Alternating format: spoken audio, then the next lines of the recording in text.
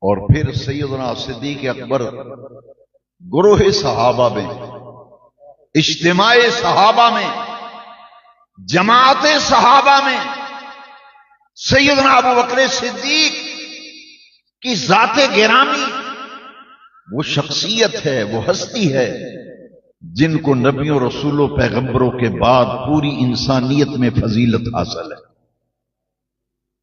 اور یہ فضیلت کی وجہ کیا ہے؟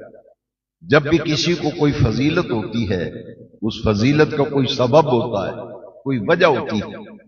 میں اور آپ مل کر یہ اس بات میں غور کرتے ہیں کہ وہ کون سی ایسی چیز ہے، وہ کون سا ایسا معاملہ ہے، وہ کون سی ایسی بات ہے جس نے ابو بکر صدیق کو اٹھا کر انبیاء و مرسلین کے بعد پوری انسانیت میں افضل بنایا۔